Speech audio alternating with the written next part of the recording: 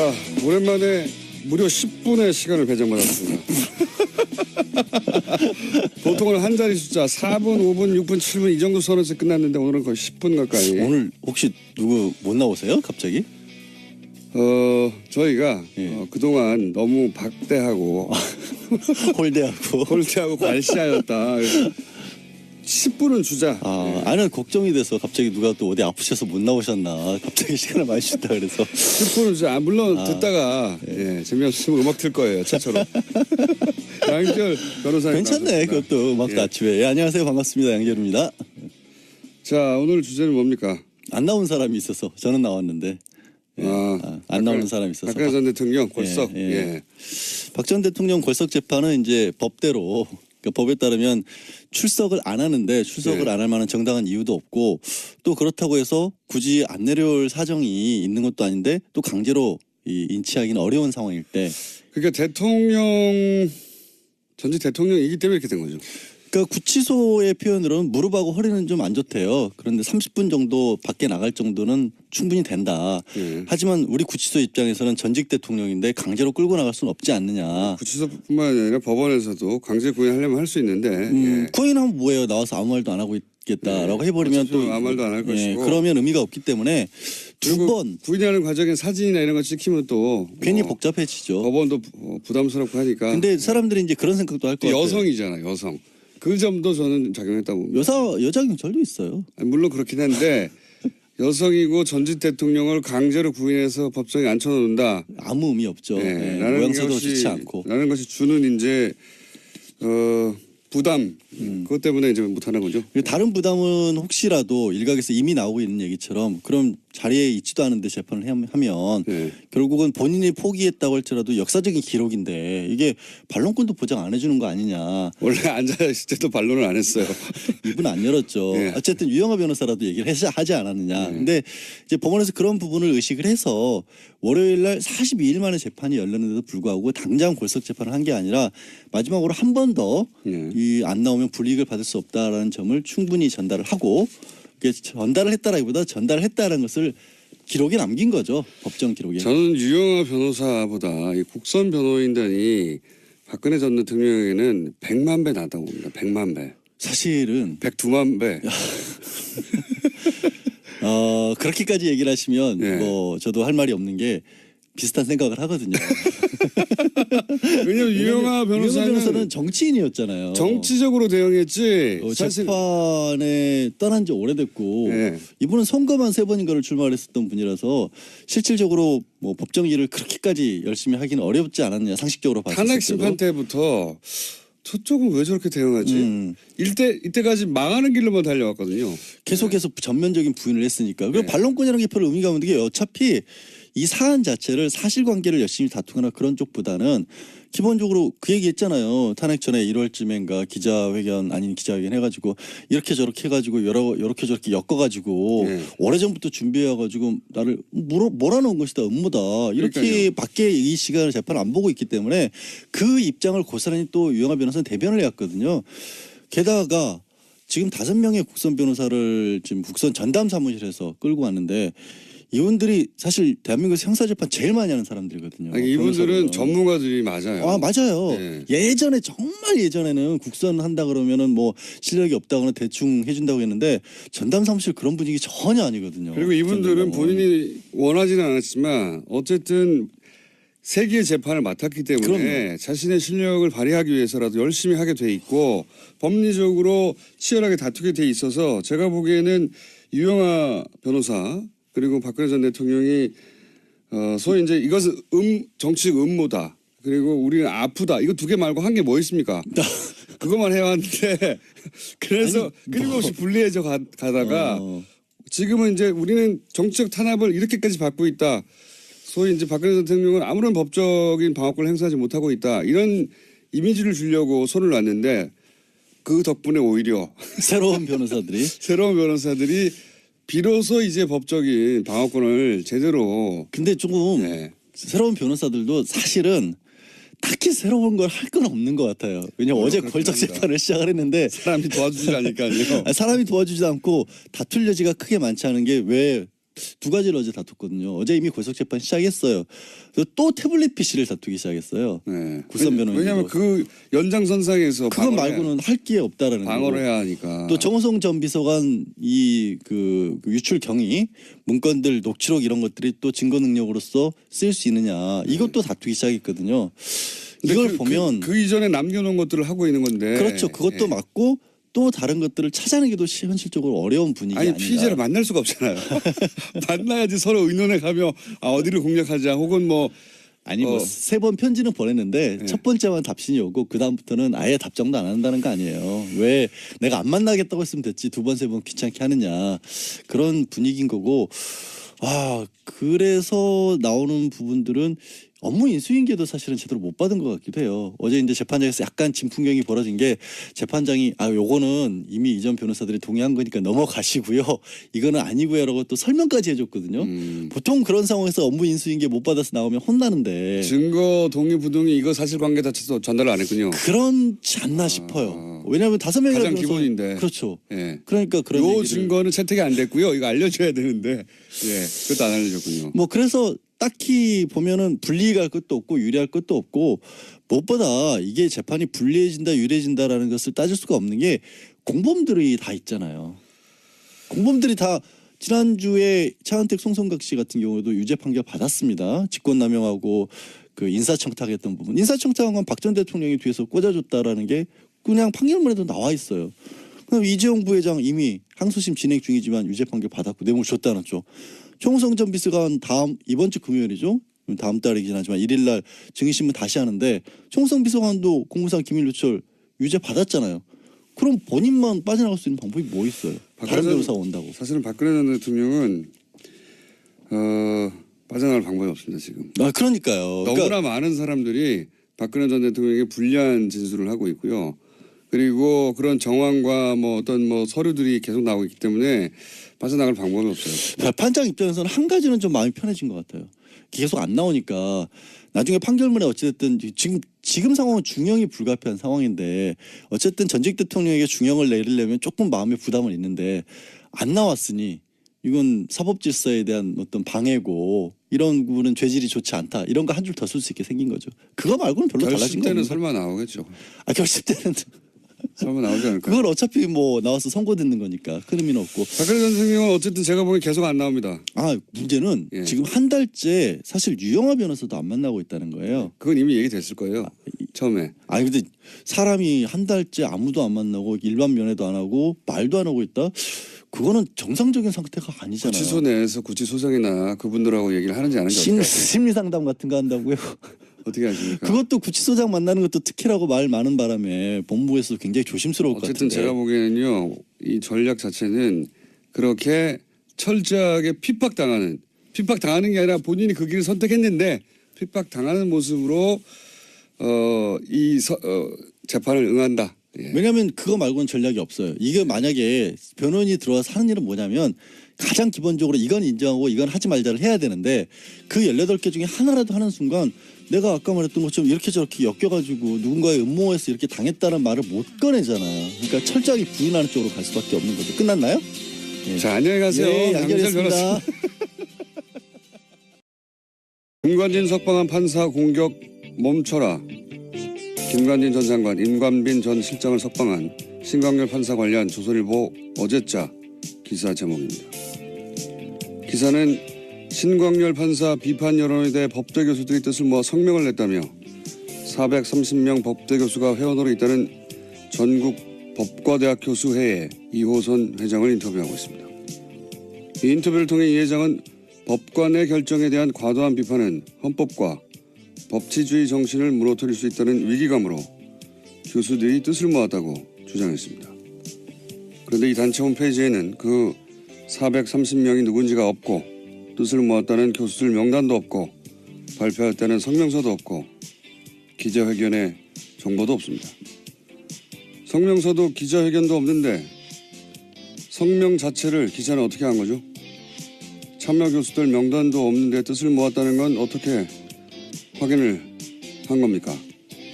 누가 언제 어디서 몇 명이 참여했는지 최소한의 정보도 없으면서 전국 법대 교수들이 뜻을 모았다고 기사를 쓰는 이유가 뭔가요? 제가 얘기해 볼까요? 신광렬 판사의 석방이 그만큼 말이 안 되니까. 그래서 비판 여론을 어떻게든 물타기 해보려고 도둑이 재발이 저린 거. 그거 아닙니까? 김원준 생각이었습니다.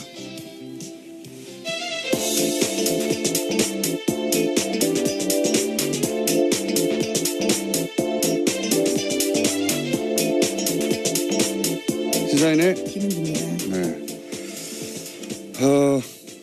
오늘 첫 뉴스는 다 이제 북한 미사일로 모든 매체가 도배가 됐겠지만 저는 아닙니다. 저는 어제 이어서 이 전국 법과대학 교수회의 이야기를 좀 더 해야 되겠어요. 예. 어제 좀 이 단체가 어떤 단체인지 조사 좀 해보셨어요? 네, 어제 홈페이지가 다운되어 있어서요. 접속이 안 됐습니다. 계속해서. 이제 접속자가 아마도 폭주해가지고 확인해 보려고 하는데 홈페이지가 안 열린 걸로. 예. 근데 이제 폭주하기 전에 저는 다 봤거든요. 이미 봤는데 원래는 전국 법과 대학 교수 회의가 아니라 명칭이 달랐는데 이게 명칭이 변경됐어요 작년에. 그리고 작년 2월에 사단법인화 되고 이제 현 회장이 선출됐어요. 어제 말씀드렸듯이 알림마당 공지는 한 6개, 자료도 한 10여 개 수준. 예. 거의 회장님 혼자 운영하는 홈페이지 아닌가 그 정도 수준이었는데 사무실도 본인 연구실이나 그 옆방인 것 같고요. 예. 앞으로 이제 서명했다는 명단이 혹시라도 나오면 일일이 다 확인해 볼 생각입니다.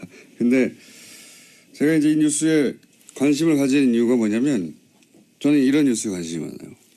이 프로세스를 보면 이 성명 자체는 사실은 정체불명이에요. 예. 누가 참여했고 언제 참여했고 몇 명이 그리고 뭐 어떤 내용으로 어디서 기자회견을 했고 뭐 이게 없어요. 아무것도 없는데도 연합뉴스라고 하는 우리나라 최대 통신사 브랜드가 이걸 기사화하지 않습니까? 그러면서 권위를 가져요. 그렇지 않습니까?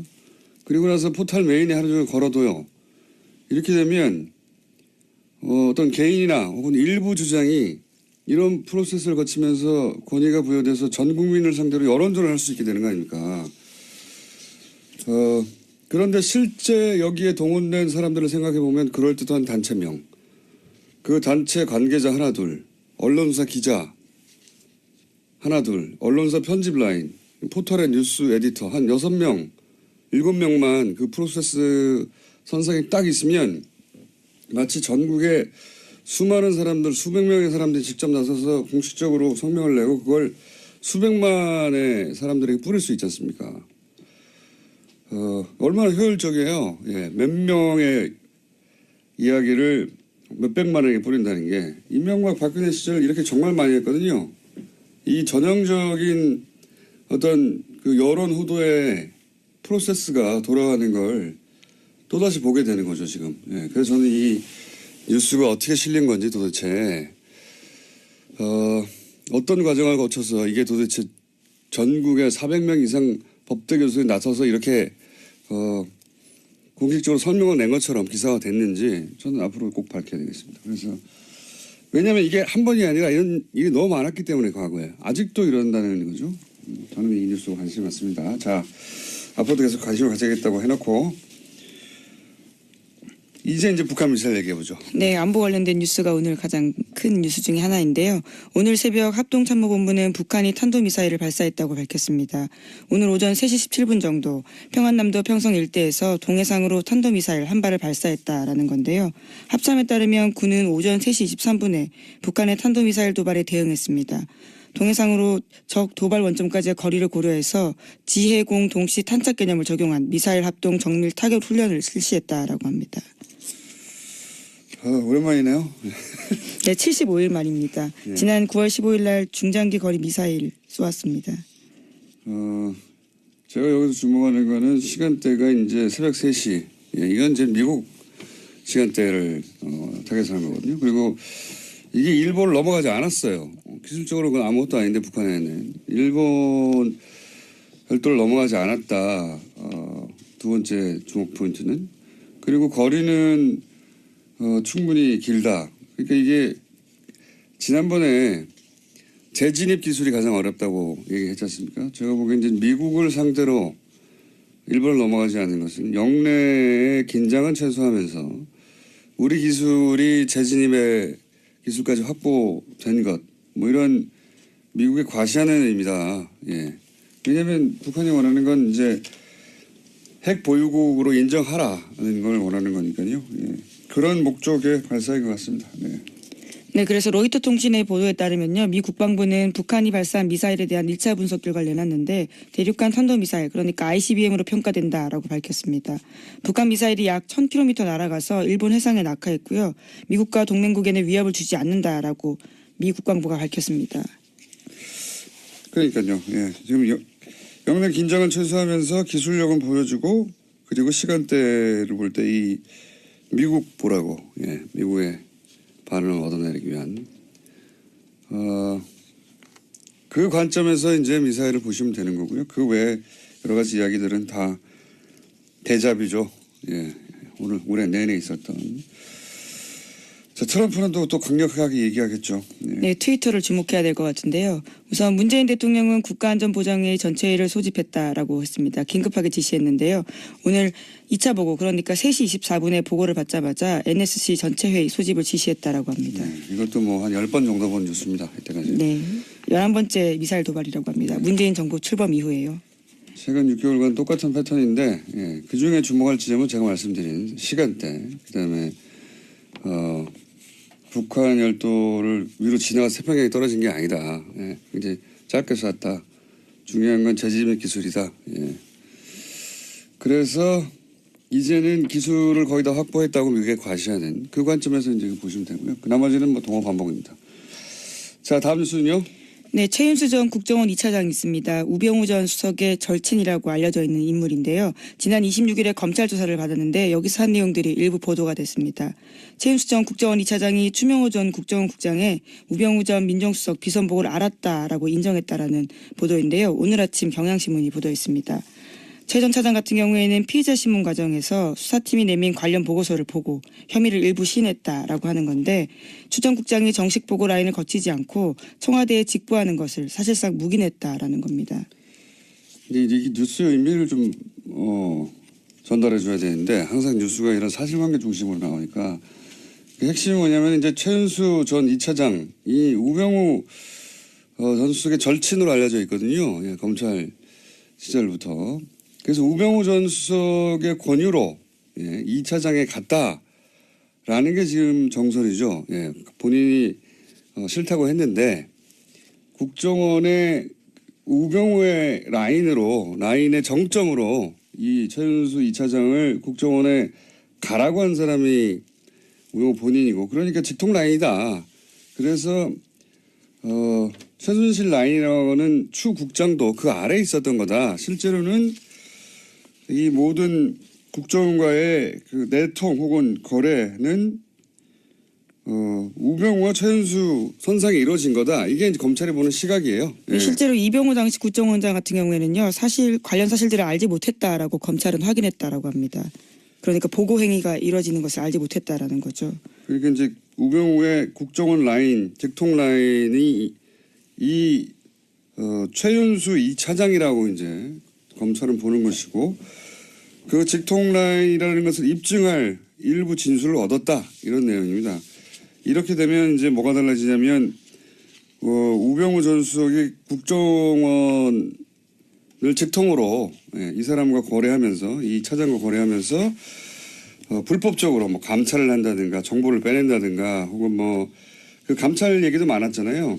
네, 그렇죠. 특별감찰관 같은 경우에는요. 불법 사찰했다라는 혐의들이 있는데요. 이석수 전 감찰관뿐만이 아니라 이광구 우리은행장 그리고 김진선 전 평창 동계올림픽 조직위원장 등이 이름을 올렸습니다. 이석수 전 감찰관 같은 경우에 우병우 전 수석의 개인 비리를 캐고 있으니까 이 국정원에 연락을 해가지고 거꾸로 이석수 감찰관의 비리를 캐라라고 지시했다는 거 아닙니까? 심지어 운전기사까지 만나가지고 이게 정보를 수집했다라는 거죠. 그러니까 이제 본인 개인 비리를 정상적으로 청와대 감찰 기능을 하는 기관에서 조사를 하자 국정원을 동원해가지고 거꾸로 불법이죠 당연히 그런 일에 동원했거나 혹은 최순실의 청탁, 예를 들어서 뭐 이강구 우리은행장을 왜 사찰했느냐, 한 달 전쯤에 뉴스가 나왔어요. 이제 은행장을 교체하려고 하는데 그 은행장을 교체하려고 할 때 정보를 추국장이 왔다 갔다 하면서 기존 은행장을 잘라야 새로운 은행장 그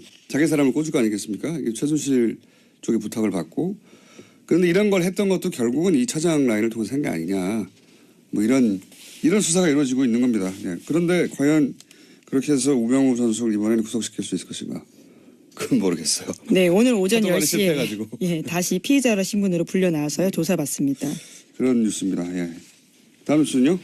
네, 국정원이 2013년 검찰의 대선 개입 수사를 막으려고 원세훈 전 원장의 개인 비리를 들이밀었다라는 한겨레 신문에 오늘 아침 보도가 있습니다. 그러면서 댓글 사건 수사를 중단시켜야 한다라는 보고서를 작성했다라는 건데요. 그러니까 국정원은 검찰 수사가 한참 진행되던 2013년 4월 달에 수사 무마를 위한 하나의 전략을 짰다라고 합니다. 검찰도 체면이 있기 때문에 원전 원장을 구속되긴 해줘야 되는데 그것이 개인 비리여야 한다라는 건데요. 일종의 빅딜을 해야 된다라는 보고서 내용이 있다고 합니다. 국정원은 이런 곳이에요. 국정원장을 했던 사람 아닙니까? 그 사람인데도 국정원이 살려고, 그러니까 국정원 댓글 수사는 하지 말고 그래도 이제 검찰이 이렇게 나섰는데 뭐 먹을 건 줘야 되지 않냐. 그러니까 개인 비리로 잡아가라. 이런 딜을 국정원이 기획해서, 예. 그러니까 국정원장 예를 들어서 개인 비리들 캐고 있던 걸 가지고 이거 줄 테니까 국정원이 관여된 댓글 공작은 놔주고 검찰에게 그냥 개인 비리로 구속시켜라. 그럼 니네 면도 살고. 네, 물론 그런 의사를 간접적으로 전달했는데 결과적으로는 성사되지 않았다라고 해당 신문은 보도하고 있는데요. 예. 소위 속죄한 카드라는 워딩이요. 보고서에 있다고 합니다.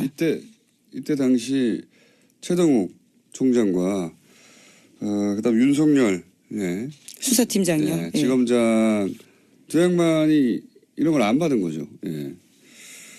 그래서 대신 그 두 양반이 날아간 거죠. 근데 국정원은 국정원장이었던 사람도 이렇게 써먹는 거죠. 쓰고 버리는 카드로. 국정원이 그런 것입니다. 자, 다음 뉴스는요. 네, 2012년, 2013년 경찰의 국정원 댓글 사건 수사 당시에 수사 정보를 국정원 쪽에 흘려준 의혹을 받고 있는 김병찬 서울 용산경찰서장이 있습니다. 어제 검찰에 출석했는데요. 출석에 앞서서 취재진들과 만나서 이렇게 이야기했습니다. 자신이 당시에 국정원 관계자와 연락을 주고받은 건 사실이지만 다 업무상 필요에 의해서 통화한 거다라고 주장하고 있습니다. 이 뉴스의 핵심은 또 김용판 전 청장을 향한 수사라는 거죠. 이게 지금 김병찬 서울 용산경찰서장을 왜 갑자기 검찰에 출석시켰냐. 이거는 이제 똑같은 시기에 댓글 공작을 수사했던 경찰. 네, 서울청 수사 2계장이었습니다. 당시에요. 경찰의 그 당시 책임자였던 김용판 전 청장이 무죄로 풀려났잖아요. 관련해 가지고. 근데 지금 나오고 있는 이제 관련 보도들을 보면 당시 청와대 새누리 국정 경찰이 한 몸통으로 커넥션을 이뤄서 이 당시에 댓글 공작이 아무런 혐의가 없다라고 대선 직전에 발표한 것 사건. 경찰과 국정원의 정치 개입이죠. 명백한 대선 개입. 이 수사를 다시 하겠다는 의지죠. 그래서 지금 김병찬 서울 용산경찰서장이 출석해서 조사를 받는다. 타겟은 김용판 전 청장이다. 이렇게 보시면 되겠습니다. 김용판 전 청장 같은 경우에는 굉장히 유명한 저서가 있는데요. 우리가 모른다고 없는 것이 아니다라는 제목의 책이 있습니다. 자신의 치안 철학을 담았다라고 하는데요. 새삼스럽게 다시 그 책 제목이 생각나는 때입니다. 그런 책이 있어요? 예, 굉장히 자신은 자랑스러워하는 책인데요. 치안 철학을 담았다라고 합니다. 본인의 운명을 예언한 책일 수도 있겠네요. 근데 이제 김용판 전 청장을 타겟으로 한다는 건 결국 또 이명박 전 대통령을 타겟으로 한다고 볼 수도 있습니다. 다음 뉴스는요? 네, 어제 검찰이 김태효 전 청와대 대외전략비서관 사무실 등을 압수수색했습니다. 이명박 정부 시절 군 댓글부대 관련 등의 혐의인데요. 검찰 관계자는 의미 있는 자료를 일부 확보했다라고 밝혔습니다. 김 전 비서관은 김관진 전 국방부 장관이 이명박 전 대통령에게 사이버사 증언과 관련해서 보고하는 자리에 배석했고요. 이후에 실무회의도 했다라는 의혹을 받고 있습니다. 이것도 역시 이명박 전 대통령을 타겟으로 한 수사입니다. 그러니까 댓글 공작, 국정원 댓글 공작 혹은 사이버 사령부 댓글 공작 이 공작을 이제 청와대에서 주도했는데 청와대 주도했던 실무회의의 총책 정도 해당되는 사람이 이 김태효 당시 비서관이거든요. 이 김태효 비서관이 김관진 전 국방장관이 이제 검찰에서 인정했잖아요. 본인이 대통령에게 사이버사 증언과 관련 보고를 했고 지시도 받았다. 대통령이 보고했다는 말을 했어요. 김관진 전 장관이. 했다는 거죠. 예. 근데 그 실무회의의 책임자였단 말이죠. 김태효 비서관이. 그러니까 지금 김관진,林관빈 석방되니까 아예 다이렉트로 김태효 비서관 쪽으로 타겟을 바꾼 겁니다. 현재. 예.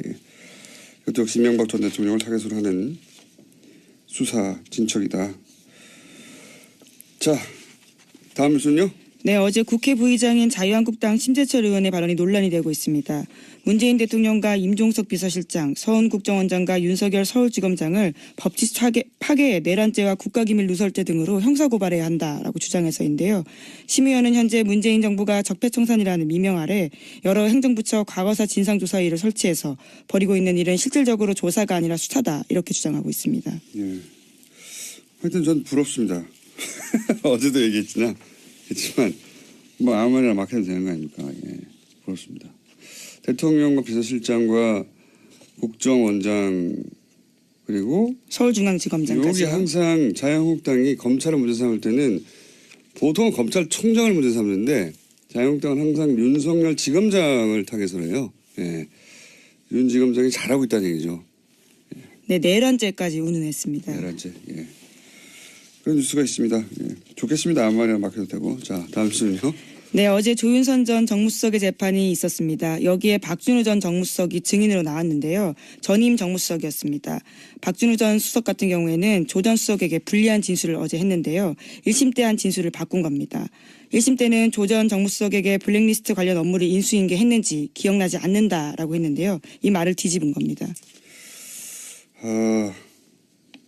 조 전 장관, 조윤선 전 장관은 굉장히 곤혹스러운 곤란한 불리한 증언이네요. 이렇게 되면 왜냐하면 이전에는 기억나지 않는다고 했는데 이거 다시 뒤집은 거예요. 인수인계 했다고. 네. 네. 1심 같은 경우에는 그러한 진술 등을 바탕으로 해서 무죄를 줬었거든요. 네. 그런데 그게 아예 뒤집어진 겁니다. 굉장히 자세히 진술했습니다. 어제. 네. 그때도 기억났는데 사실은 변호인단 측에서 거짓말을 유도하여서 그렇게 거짓말했다. 근데 지금 마음이 바뀌었다 이런 거 아닙니까? 마음이 바뀌었다기보다는 이제 본인에게 예, 검찰 수사를 받고 있는 상황이거든요. 본인에게 이 혐의가 오게 될 경우에 이제 어떻게 합니까? 자기가 벗어나야 되는데 여하간 조 전 장관은 석방됐는데 굉장히 불리하게 됐습니다. 네, 시기와 장소, 워딩까지 굉장히 자세하게 이야기했습니다. 좌파단체 배제와 우파단체 지원은 박근혜 대통령과 김기춘 비서실장이 관심이 있는 사안이기 때문에 챙겨야 한다. 이렇게까지 말했다고 합니다.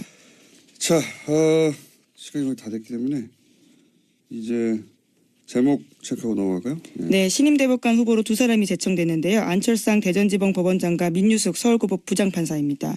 이제까지 서울대 50대 남성으로 획일화됐던 대법원 구성에서 탈피해서 다양화가 시도됐다라는 평가받고 있습니다. 비서울대 출신 여성 법관 그리고 소위 이제 엘리트 코스로 가는 법원 행정처 거치지 않은 그런 의미에서 파격이다 평가를 받고 있고요. 다음은요. 네, 국민의당과 바른정당 정책연대 협의체가 오늘 첫 회의를 엽니다. 바른정당 유승민 대표 같은 경우에는 또 자유한국당과 통합하지 않겠다라고 선을 그었고요. 하지만 국민의당 내에서는 반대파의 반발이 갈수록 거세지고 있습니다. 지금 이제 이 앞에는 바른정당이 그렇게 분당이 됐고 혹시 국민의당도 그런 길을 걸을까 싶어서 정당 관련해서는 인수가 계속 나오고 있습니다. 자, 오늘 여기까지 하겠습니다. 네, 시사인의 김은지였습니다. 감사합니다. 자, 오랜만에 무려 10분의 시간을 배정받았습니다. 보통은 한 자리 숫자 4분, 5분, 6분, 7분 이 정도 선에서 끝났는데 오늘은 거의 10분 가까이. 오늘 혹시 누구 못 나오세요? 갑자기? 저희가 그동안 너무 박대하고 홀대하고 괄시하였다. 10분은 주자. 나는 걱정이 돼서 갑자기 누가 또 어디 아프셔서 못 나오셨나 갑자기 시간을 많이 주다 그래서 10분은 주자. 물론 듣다가 재미없으면 음악 틀 거예요. 차처럼. 양결 변호사님 괜찮네. 그것도 음악도 아침에. 안녕하세요. 반갑습니다. 양결입니다. 자, 오늘 주제는 뭡니까? 안 나온 사람이 있어서 저는 나왔는데 안 나오는 사람이 있어서 박근혜 전 대통령 골석. 예. 박 전 대통령 골석 재판은 이제 법대로 그러니까 법에 따르면 출석을 안 하는데 출석을 네. 안 할 만한 정당한 이유도 없고 또 그렇다고 해서 굳이 안 내려올 사정이 있는 것도 아닌데 또 강제로 인치하기는 어려운 상황일 때 그러니까 전직 대통령이기 때문에 이렇게 된 거죠. 그러니까 구치소의 표현으로는 무릎하고 허리는 좀 안 좋대요. 그런데 30분 정도 밖에 나갈 정도는 충분히 된다. 예. 하지만 우리 구치소 입장에서는 전직 대통령인데 강제로 끌고 나갈 수는 없지 않느냐. 구치소뿐만 아니라 법원에서도 강제 구인하려면 할 수 있는데 예. 구인하면 뭐예요? 나와서 아무 말도 안 하고 있겠다라고 해버리면 또 아무 말도 안 할 것이고. 그러면 의미가 없기 때문에 두 그리고 번 구인하는 과정에 사진이나 이런 거 찍히면 또 괜히 복잡해지죠. 법원도 부담스럽고 하니까. 근데 사람들이 이제 그런 생각도 할 것 같아요. 여성이잖아, 여성. 그 점도 저는 작용했다고 봅니다. 여자 경찰도 있어요. 물론 그렇긴 한데 여성이고 전직 대통령을 강제로 구인해서 법정에 앉혀놓는다. 아무 의미 없죠. 네, 모양새도 좋지 않고. 라는 것이 주는 이제 부담 그것 때문에 이제 못하는 거죠. 다른 부담은 혹시라도 일각에서 이미 나오고 있는 얘기처럼 그럼 자리에 있지도 않은데 재판을 하면 네. 결국은 본인이 포기했다고 할지라도 역사적인 기록인데 이게 반론권도 보장 안 해주는 거 아니냐. 원래 앉아있을 때도 반론을 안 했어요. 입은 안 열었죠. 네. 어쨌든 유영하 변호사라도 얘기를 하지 않았느냐. 근데 이제 법원에서 그런 부분을 의식을 해서 월요일 날 42일 만에 재판이 열렸는데도 불구하고 당장 골석 재판을 한 게 아니라 마지막으로 한 번 더 이 안 나오면 불이익을 받을 수 없다라는 점을 충분히 전달을 하고 전달을 했다라기보다 전달을 했다는 것을 기록에 남긴 거죠. 법정 기록에. 저는 유영하 변호사보다 이 국선 변호인단이 박근혜 전 대통령에게는 100만 배 낫다고 봅니다. 100만 배. 사실은 102만 배. 그렇게까지 얘기를 하시면 네. 뭐 저도 할 말이 없는 게 비슷한 생각을 하거든요. 왜냐하면 유영하 변호사는 정치인이었잖아요. 정치적으로 대응했지. 사실 재판에 떠난 지 오래됐고 네. 이분은 선거만 3번인가를 출마를 했었던 분이라서 실질적으로 뭐 법정 일을 그렇게까지 열심히 하기는 어렵지 않았냐 상식적으로 봤을 때도. 탄핵 심판 때부터 저쪽은 왜 저렇게 대응하지? 이때까지 망하는 길로만 달려왔거든요. 계속해서 전면적인 부인을 했으니까. 그리고 네. 반론권이라는 게 별로 의미가 없는 게 어차피 이 사안 자체를 사실관계를 열심히 다투거나 그런 쪽보다는 기본적으로 그 얘기 했잖아요. 탄핵 전에 1월쯤인가 기자회견 아닌 기자회견 해가지고 이렇게 저렇게 해가지고 이렇게 저렇게 엮어가지고 네. 오래전부터 준비해가지고 나를 몰아넣은 것이다 음모다 이렇게 그러니까요. 밖에 이 시간을 재판 안 보고 있기 때문에 그 입장을 고스란히 또 유영하 변호사는 대변을 해왔거든요.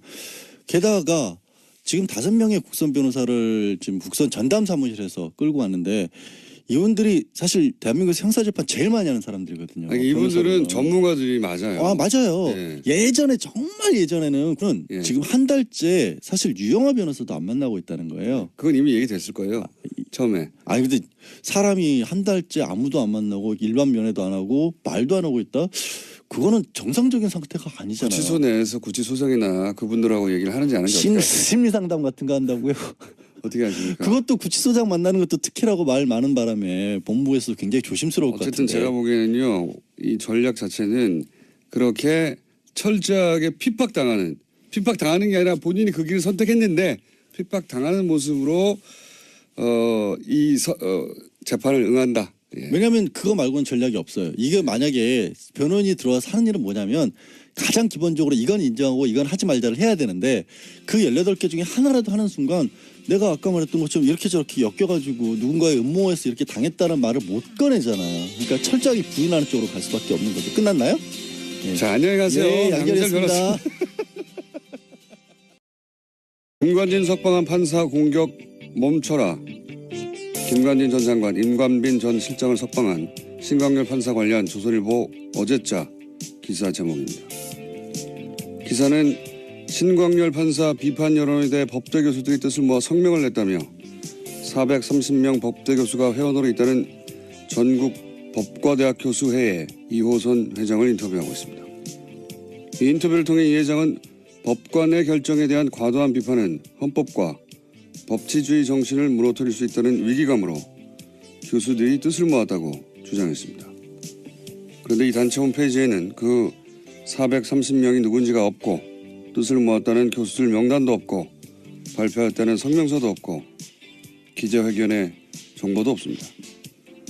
성명서도 기자회견도 없는데 국선한다 그러면은 뭐 실력이 없다거나 대충 해준다고 했는데 전담 사무실 그런 분위기 전혀 아니거든요. 그리고 이분들은 전담은. 본인이 원하지는 않았지만 어쨌든 세기의 재판을 맡았기 때문에 그럼요. 자신의 실력을 발휘하기 위해서라도 열심히 하게 돼 있고 법리적으로 치열하게 다투게 돼 있어서 제가 보기에는 유영하 변호사 그리고 박근혜 전 대통령이 소위 이제 이것은 정치적 음모다. 그리고 우리는 아프다. 이거 두 개 말고 한 게 뭐 있습니까?